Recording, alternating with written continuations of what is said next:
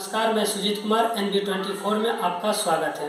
जैसा कि हम सब जानते हैं, अभी ग्राम पंचायत चुनाव का दौर चल रहा है और इसी सिलसिले में आज हम बात करने के लिए आए हैं जिला परिषद पद के उम्मीदवार श्री आमोद कुमार जी से, जो प्रखंड पिपरिया के भाग संख्या 2 से जिला परिषद पद के उम्मीदवार हैं। आपका इस कार्यक्रम में बहुत बहुत स्वागत है सर। आपका भी स्वागत मेरे यहाँ सुजीत भैया जी, बहुत बहुत धन्यवाद सर। सबसे पहले तो हम ये जानना चाहेंगे, जो अभी वर्तमान में यहाँ के जिला परिषद पर हैं, उनका 5 साल का कार्यकाल आपकी नज़रों में कैसा रहा? उनका 5 साल का कार्यक्रम अगर मेरे नज़रों में अच्छा होता तो मैं चुनाव नहीं लड़ता। बेसिकली हम चुनाव लड़ रहे हैं यहाँ के शोषित, वंचित, उपेक्षित वर्गों के लिए, जो मेरे लिए ज़रूरी है, मेरे पिपरिया प्रखंड के लिए ज़रूरी है, पिपरिया प्रखंड के विकास के लिए ज़रूरी है। इस नाते मैं चुनाव में आया हूँ और इसको मैं परंपरागत विकास, भारतीय जीवन शैली के आधार पर अपने पिपरिया प्रखंड को खड़ा करना चाहता हूँ, जिसमें बहुत सारे लोग मेरे साथ आ रहे हैं मदद में। हम चुनाव लड़ने के वास्ते से अपना कोई भूमिका नहीं रख रहा था, लेकिन विधानसभा चुनाव के बाद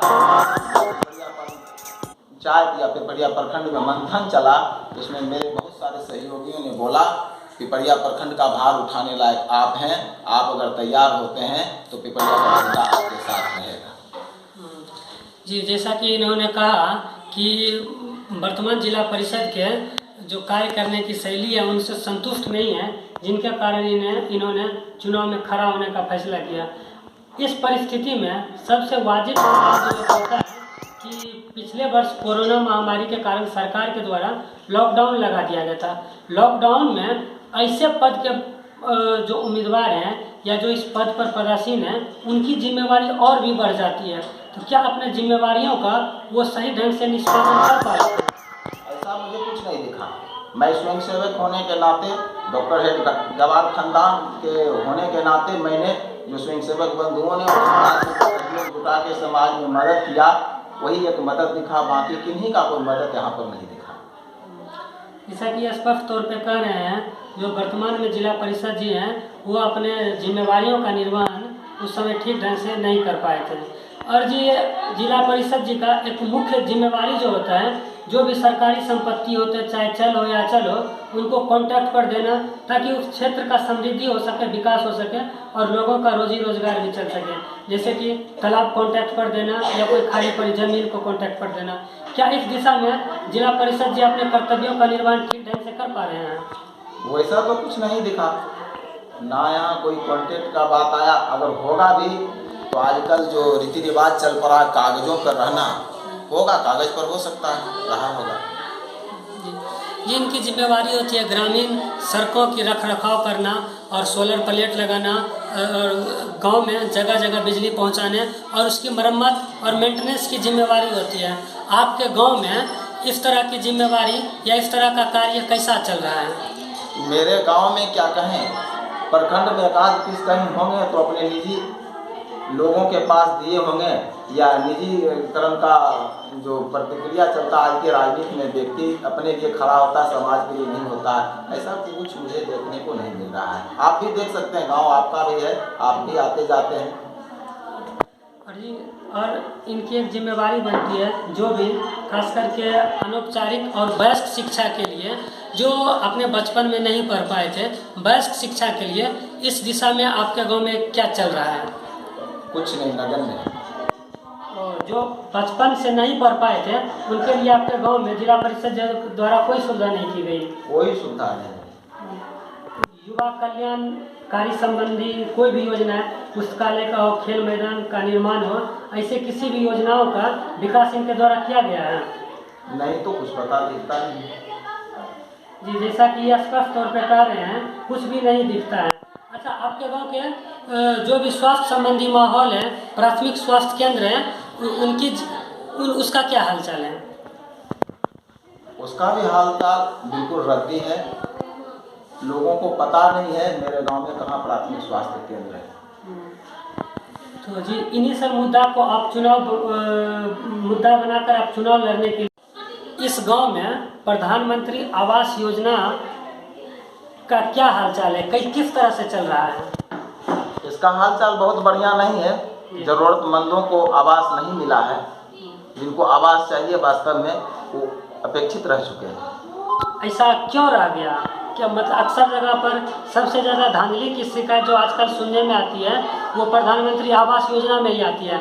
क्या इस क्षेत्र में भी प्रधानमंत्री आवास योजना का लाभ पाने के लिए घूस देना पड़ता है? जरूर, ये तो सामने सामने की बात है।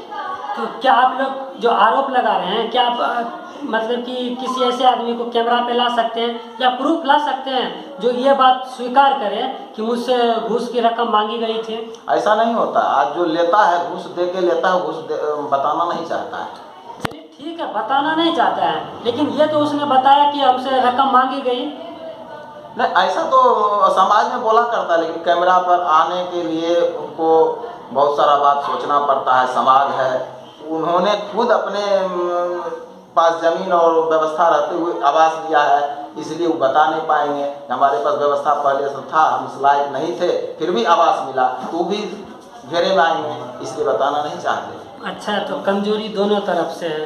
खैर, हम आगे बढ़ते हैं। हमारे प्रधानमंत्री जी की महत्वाकांक्षी योजना है कि हर घर में शौचालय हो। तो क्या इस दिशा में आपका गांव या ग्राम पंचायत प्रखंड सही 100% घर में शौचालय का निर्माण हो चुका है? बिल्कुल, लगभग हमारे यहाँ 100% तो नहीं कह सकते, 100% बहुत पूरा शब्द होता है, लेकिन हमारे गांव में हर घर में शौचालय लगभग है। और आपके गांव में हमारे माननीय मुख्यमंत्री जी की महत्वाकांक्षी योजना 7 निश्चय योजना है। क्या ये 7 निश्चय योजना बिल्कुल सही ढंग से आपके गांव में लागू हो गई है? मेरे खुद वार्ड में मेरा नल जल अभी तक चालू नहीं हुआ है। और आपके घर तक पक्की गली, सड़क, नाली का निर्माण हुआ है? नाली का निर्माण नहीं हुआ है। इस वर्ष मुखिया जी ने जो काम किए हैं, लगता है हमको उससे संतुष्ट हैं। अगले अगर योजना में हो सकेगा तो होगा। अभी नाली में सड़क लेकिन बन चुका है। मेरे घर के अगल बगल सारे सड़क हैं। जी, बहुत बहुत धन्यवाद। आए हैं, यदि आप जीत जाते हैं तो आपकी क्या क्या प्राथमिकताएं होंगी? हमारा प्राथमिकता होगा जो जिला परिषद योजना होता है उसको 100% इम्प्लीमेंट जमीन पर करेंगे और जनता के साथ जुड़ेंगे।